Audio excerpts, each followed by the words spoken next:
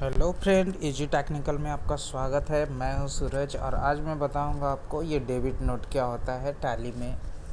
तो चलिए टैली में चलते हैं और सवाल किस प्रकार से हो सकते हैं सबसे पहले मैं वो आपको दिखा दूं। तो सवाल जानने के लिए मैं एक एप्लीकेशन ओपन करता हूं जिसका नाम है माइक्रोसॉफ्ट वर्ड, और माइक्रोसॉफ्ट वर्ड में मैं बताऊँगा कि इस सवाल कैसे होते हैं। तो सबसे पहले मुझे एक परचेज का एंट्री करनी है, तो मैं यहाँ पे कुछ लिख देता हूँ। एक सवाल हो सकते हैं परचेज गुड्स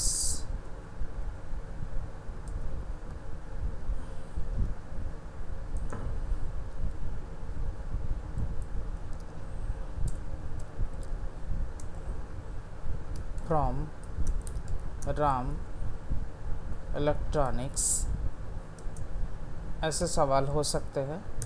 और मैं यहाँ पे लिख दे रहा हूँ गुड्स डिस्क्रिप्शन। गुड्स में क्या क्या हो सकता है, तो मान लो मुझे एक माउस ख़रीदने हैं, LG माउस, तो मैं यहाँ पे लिख दे रहा हूँ LG माउस 4 पीस, और मैं यहाँ पे इसका प्राइस 4000 रख दे रहा हूँ। मतलब मैंने राम इलेक्ट्रॉनिक्स से 4000 का ये ख़रीदा LG माउस, और मैं यहाँ पे LG का मोबाइल ख़रीदने वाला हूँ, 2 पीस लेने वाला हूँ, 2 पीस, और ये मोबाइल की प्राइस मान लो 15000 है। तो टोटल मैंने सामान जो ख़रीदा वो 19000 रुपये का ख़रीदा, 4000 का जिसमें मैं माउस ख़रीद रहा हूँ, और LG की मोबाइल जो है वो मैं 2 पीस ख़रीद रहा हूँ। तो फ्रेंड सवाल यही है, तो इसका मैं पहले एंट्री करता हूँ, उसके बाद बताता हूँ कि ये डेबिट नोट क्या होता है। तो चलिए चलते हैं, एक्सेल ओपन करते हैं और यहाँ पे स्टार्ट लेते हैं, टैली स्टार्ट लेते हैं। टैली में आपको बताते हैं ये क्या होता है।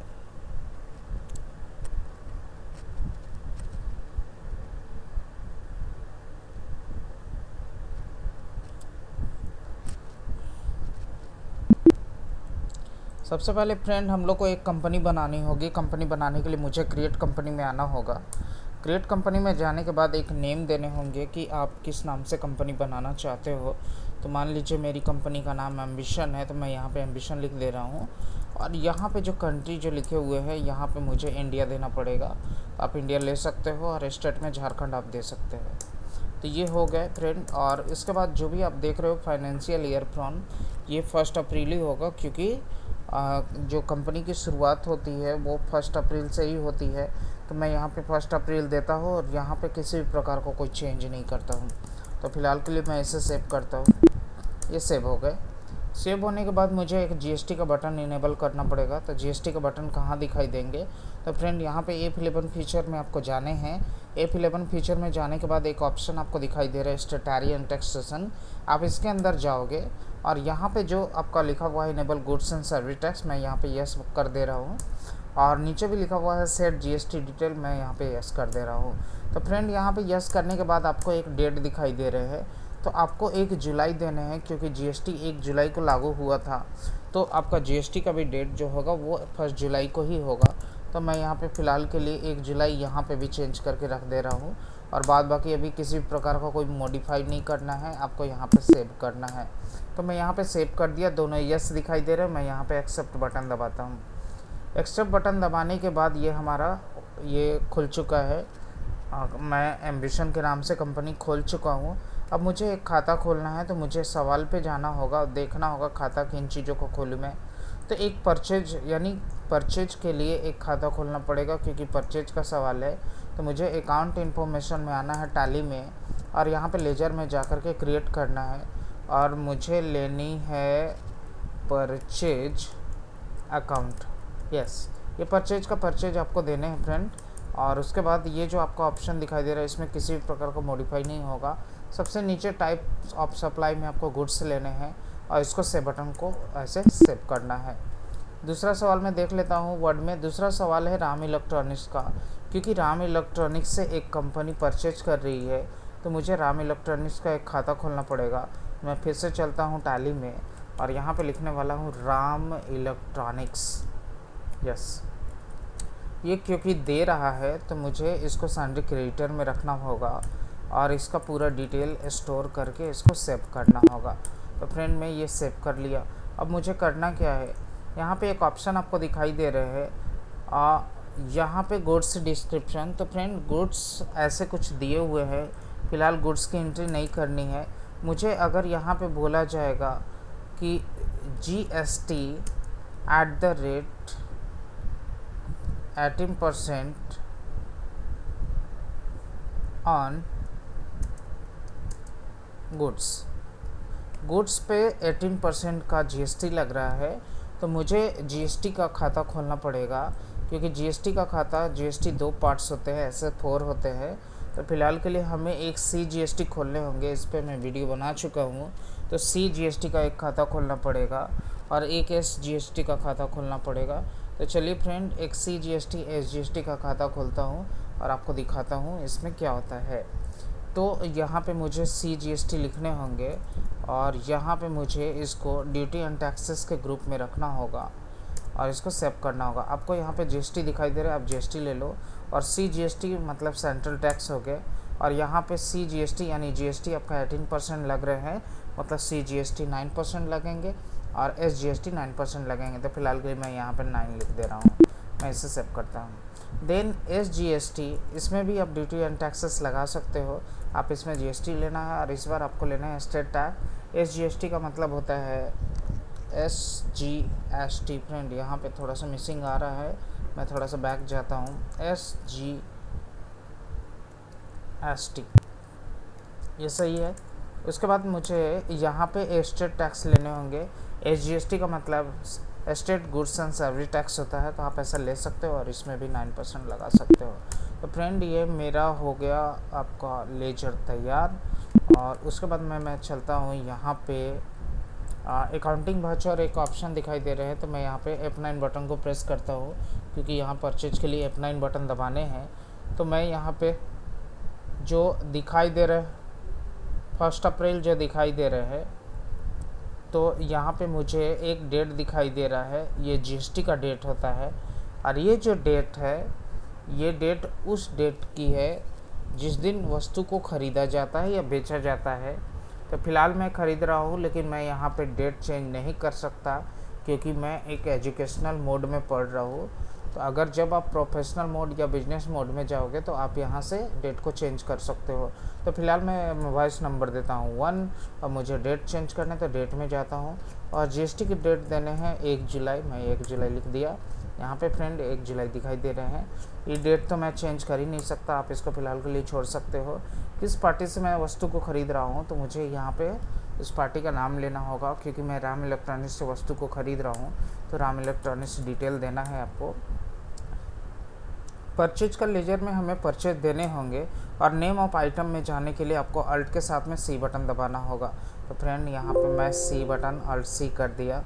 मुझे क्या क्या लेने हैं, तो मुझे यहाँ पे LG माउस लेने हैं और इसका जो अंडर होगा यहाँ पे भी अल्ट C करने होंगे। यहाँ पे लेता हूँ मैं माउस, और सबसे नीचे माउस में जो GST लग रहे हैं मैं यहाँ पे यस करता हूँ।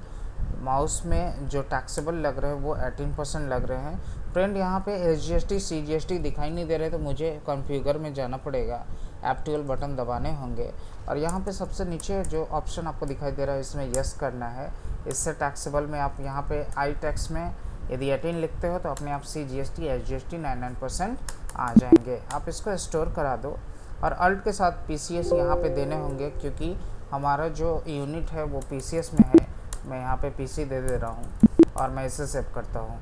इसके बाद मुझे क्वांटिटी देखने होंगे, कितने क्वांटिटी है। तो सवाल में मैं देख पा रहा हूँ ये 4 पीस का माउस है 4000 रुपये का, तो मैं यहाँ पे 4 क्वांटिटी दे देता हूँ और अमाउंट में 4000 लिख दे रहा हूँ।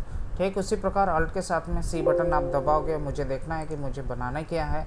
तो LG की मोबाइल है 2 पीस है, तो मैं यहाँ पे लिख दे रहा हूँ LG मोबाइल। यस, मोबाइल हो गए। अल्ट के साथ C यहाँ पे मोबाइल मुझे लिखने होंगे और सबसे नीचे यस बटन को प्रेस करना होगा और इसमें टैक्सेबल लेने होंगे, क्योंकि फ्रेंड इसमें भी 18% का टैक्स लग रहा है, तो मैं यहाँ पे टैक्स दे देता हूँ। और PCS ऑलरेडी मेरे बने हुए हैं, तो मैं इसे को सेलेक्ट कर लेता हूँ। आप इसको सेलेक्ट करने के बाद एक्सेप्ट करा दो, क्योंकि 2 पीस LG मोबाइल ख़रीदने हैं और इसकी वैल्यू रखी गई है 15,000, आप रख सकते हो। और लाइन के नीचे आकर के आप CGST ऐसे ले लोगे तो अपने आप आंसर आ जाएंगे 1710 रुपये, और इस GST अपने यहाँ से ये आपको दिखाई दे रहा है। तो फ्रेंड मैं यहाँ पे CGST SGST लगा दिया और ये मेरा कंप्लीट हो गया। तो फ्रेंड मैं आपको दिखाना क्या चाह रहा हूँ, क्योंकि मैं बता रहा हूँ डेबिट नोट के बारे में, तो मुझे यहाँ पे स्टॉक समरी में जाने हैं और यहाँ पे जाकर के चेक करना कि मेरे पास वस्तु कितने के हैं। तो यहाँ पे फ्रेंड आपको दिखाई दे रहा है मोबाइल मेरे पास 15,000 रुपये की कितने हैं, तो आप इसको एंटर कीजिए और देखिए यहाँ पे एक का रेट लगा हुआ है 7500 रुपये की। और 2 पीस क्या हुआ कि मैं यहाँ पे LG का मोबाइल 2 पीस यहाँ ख़रीद रहा हूँ, जिसकी वैल्यू 15,000 रुपये है। फ्रेंड मैं एस्केप करके आपको दिखा रहा हूँ माउस मेरे पास कितने पड़े हुए हैं। तो माउस मेरे पास 4 पीस हैं, जो कि पर का रेट आपका 1000 लगा हुआ है, मतलब टोटल 4000 के वस्तु पड़े हुए हैं मेरे पास। फ़िलहाल के लिए मुझे लगता है कि ये माउस कुछ 2 माउस मेरे पास हो सकता है ख़राब निकल गए, तो मैं 2 माउस को रिटर्न कर दूंगा। किसे रिटर्न करूंगा, तो मैं 2 माउस को ख़रीद रहा हूँ, राम इलेक्ट्रॉनिक से ख़रीदा था। तो मुझे अगर रिटर्न करना है तो रिटर्न करने को ही हम लोग डेबिट नोट बोल सकते हो। तो एम्बिशन की जो एक कंपनी है वो राम इलेक्ट्रॉनिक से परचेज किया था, इसका मतलब अब ये जो एम्बिशन की जो कंपनी है वो राम इलेक्ट्रॉनिक को रिटर्न करेगा।